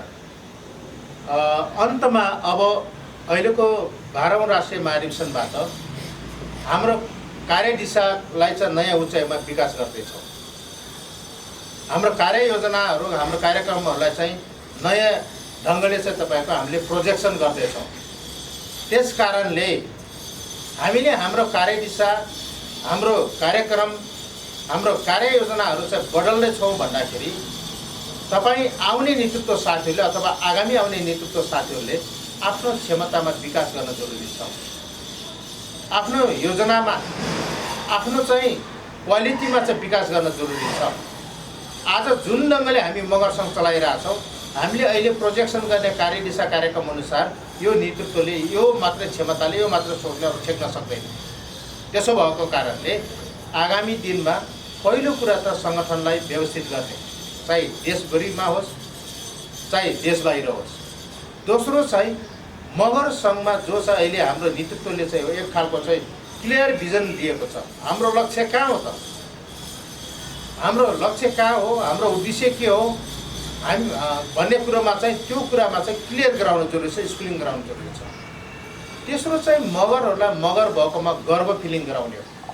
त्यसको लागि आफ्नो भाषा, संस्कृति, धर्म, इतिहास त्यसको संरक्षण सम्वर्धनमा लाग्ने। चौथो कुरा चाहिँ मगरहरूलाई यो जुन हाम्रो समाजदेखि लिएर आधुनिक समाजसँग जोडिदिने, त्यो भनेको के रह्यो भने चाहिँ मगरहरूलाई धार्मिक समुदायको रूपमा होइन, मगरहरूलाई परम्परागत ठाउँमा मात्र अड्काउनुको लागि होइन, मगरहरूलाई ज्ञान विज्ञानसँग जोड्ने गरी चाहिँ तपाईँको काम गर्नु जरुरी छ। अन्तिममा चाहिँ मगरहरूलाई समानता सहितको, आर्थिक समृद्धि सहितको, सामाजिक न्याय सहितको चाहिँ राज्य सत्ता र राज्य अधिकारमा पुर्याउनका लागि, चौतर्फी विकासका लागि अबको नेतृत्व लाग्न जरुरी छ। त्यसको लागि राजनीतिक हस्तक्षेप, राज्यको हस्तक्षेप या सोसाइटीको कतिपय चाहिँ अनावश्यक हस्तक्षेपहरूलाई चाहिँ प्रतिवाद गर्ने गरी नेतृत्वले चाहिँ चौतर्फी बाई अप्सन चाहिँ तपाईँको योजना बनाएर अगाडि बढ्यो भने अबको नेतृत्वलाई काम गर्न धेरै सजिलो हुन्छ। तर यो स्टेपमा, यो स्तरमा यदि चाहिँ आफ्नो योजना, क्षमता योजनाहरू चाहिँ र आफ्नो योजना अथवा आफ्नो चाहिँ कदमहरू, आफ्नो चाहिँ जुन अभियानहरू नचाल्ने हो भने फेरि फेलर हुने खतरा हुन्छ। त्यस कारण त्यसमा अवश्य पनि सचेत हुनेछन् र त्यो ठेक्नको लागि अहिलेको नेतृत्व चाहिँ अब आउने नेतृत्व चाहिँ काफी रूपमा चाहिँ एबल छन् भन्ने मलाई लाग्छ। हुन्छ दिदी, मलाई अझै एउटा कुरा जोड्न मन लाग्यो। अन्तमा नयाँ पुस्ताका लागि विशेष त नयाँ भाइ बहिनीहरू भनौँ न विद्यार्थीहरू नयाँ हुनुहुन्छ, उहाँहरूका लागि यो पहिचान, आफ्नो भाषा, कला, संस्कृति र यो मगरात जुन आन्दोलनहरू छ, मुद्दाहरू छ, यसका लागि के सुझाव दिन चाहनुहुन्छ? खास गरी भाइ बहिनीहरूलाई म के भन्न चाहन्छु भने संसारमा कैयौँ तपाईँको सगरमाथाभन्दा माथिल्लो उचाइमा पुगेका चाहिँ सभ्यता अथवा विकासमा चाहिँ पुगेका मानव जातिहरू छन्। हामी आधुनिक रूपमा जति विकास गरे तापनि अन्ततः तपाईँले आफ्नो जातीय पहिचानको इस्यु ल्याएर त्यसलाई बुझ्नु भएन भने सबैभन्दा कमजोर मानव जाति तपाईँ साबित हुने खतरा हुन्छ। त्यस कारणले दुनियाँका मानव जातिले चाहे शैक्षिक क्षेत्रमा, चाहे राजनीतिक क्षेत्रमा या अन्य कुनै पनि क्षेत्रमा जति विकास गरे तापनि म को हुँ, मेरो ब्लडको सिरा कहाँ हो, मेरो समाज कहाँ छ, मेरो समाजलाई म के योगदान दिन सक्छु र कसरी चाहिँ विकास गर्न सक्छु भन्ने कुरोमा चाहिँ तपाईँले युनिभर्सिटी मात्रै पढ्ने होइन, तपाईँले मगर समाजलाई पढ्ने गर्नु भएन भने, नेपाली समाजसहितको चाहिँ दुनियाँलाई पढ्ने गर्नु भएन भने तपाईँको पढाइ सबैभन्दा कमजोर हुनेछ। त्यस कारणले आज मान्छेले भन्दै गर्दाखेरि मगरात मगरात मगरात किन भन्छन् भन्ने पर्छ। मगरातलाई मान्छेले एउटा राजनीतिक मुद्दाको रूपमा मात्र बुझे। मगरातलाई एउटा चाहिँ तपाईँको हेर्नुहोस् राज्य सत्ता प्राप्ति गर्ने चाहिँ आधार मात्रै बुझे कि मगरात भनेको हाम्रो दर्शन हो, विचार हो, सभ्यता हो, इतिहास हो। माटोलाई चिनाउने चाहिँ एउटा ऐतिहासिक चाहिँ शब्द हो गर्दैछौँ, विचारको रूपमा विकास गर्दैछौँ। यसलाई चाहिँ तपाईँले बुझ्न जरुरी छ। पहिचान, त्योसँग पहिचान जोडिन्छ। पहिचान भनेको आफ्नो भाषा हो, संस्कृति हो, मगरपन धर्म हो, इतिहास हो, परम्परा हो, संस्कार हो। त्यस कारणले यसलाई तपाईँहरूले माया गर्नुहोस्। यसलाई तपाईँको पुस्ताले समेत तपाईँहरूले चाहिँ राम्रै जोगाउनुहोस्, योगदान दिनुहोस्। अनि मात्रै साँच्चीकै चाहिँ तपाईँको पुस्ताको अब्बल चाहिँ नेतृत्व तपाईँ बन्ने चाहिँ सम्भावना रहन्छ। अन्यथा चाहिँ तपाईँ शैक्षिक हिसाबले, आर्थिक हिसाबले या राजनीतिक हिसाबले जति विकास गर्नुभयो भने त्यसको खासै मिनिङ रहँदैन। यो दुनियाँले साबित गरिसकेको छ। त्यसैले म भाइ बहिनीहरूलाई मगर हुनुमा मलाई गर्व छ, मगर सहितको नेपाली हुनुमा मलाई चाहिँ गौरव छ भन्ने चाहिँ त्यो भावना र विचार तपाईँको दिलमा राख्नु। फेरि त्यसो गर्नु भएन भने फेरि हिजोको सत्ताले, राज्यले गरे जस्तै मगर जातिलाई एउटा घृणाको पात्रको रूपमा चाहिँ स्थापित गर्ने अथवा चाहिँ चिनाउने चाहिँ खतरा रहन्छ। त्यसलाई हामीले गौरवको रूपमा आफ्नो जातिलाई चिनाउनको लागि, गर्व गर्ने लायक बनाउनको लागि, आफ्नो भाषा, संस्कृति, समाजलाई अगाडि बढाउनको लागि तपाईँहरूको सहयोग हुनेछ। र श्यामजीले यो आफ्नो जो चाहिँ लोकप्रिय उहाँको सञ्चार माध्यमद्वारा मगर सङ्घको यो अहिलेको ऐतिहासिक 12औं राष्ट्रिय महाधिवेशनको विषयमा जानकारी लिने, मगर सहितको आदिवासी नेपाली पीडित जनताका आन्दोलन बारेमा जो विचार व्यक्त गर्ने काम गर्नुभयो, म धन्यवाद दिन चाहन्छु। संसारभरिका लाखौँ मगर र करोडौँ आदिवासी र करोडौँ नेपाली जनहरूलाई नेपाल मगर सङ्घको 12औं राष्ट्रिय महाधिवेशन दाङ, गोराई, लुम्बिनी प्रदेश, मगराट रोड प्रदेशमा 2078 साल चैत्र 25, 26, 27 गते चाहिँ सम्पन्न हुँदैछ। यहाँहरूलाई निम्तो छ मगरहरूको राष्ट्रिय महाधिवेशनले एउटा देशलाई, समाजलाई, जातिलाई समेत चाहिँ हामीले सन्देश दिने गरी आयोजना गर्दैछौँ। तपाईँहरू सबैलाई त्यहाँ उपस्थित भएर चाहिँ सहयोग गरिदिनको लागि, सभ्य र भव्य रूपमा सफल पार्नको लागि सहयोग गरिदिनको लागि म सबैलाई म अनुरोध गर्न चाहन्छु। र अहिलेसम्म जसले आफ्नो ठाउँबाट जुन तह र क्षेत्रमा सहयोग गर्नुभयो त्यसको लागि धेरै धेरै धन्यवाद दिन चाहन्छु। हुन्छ, धन्यवाद साहब। धन्यवाद।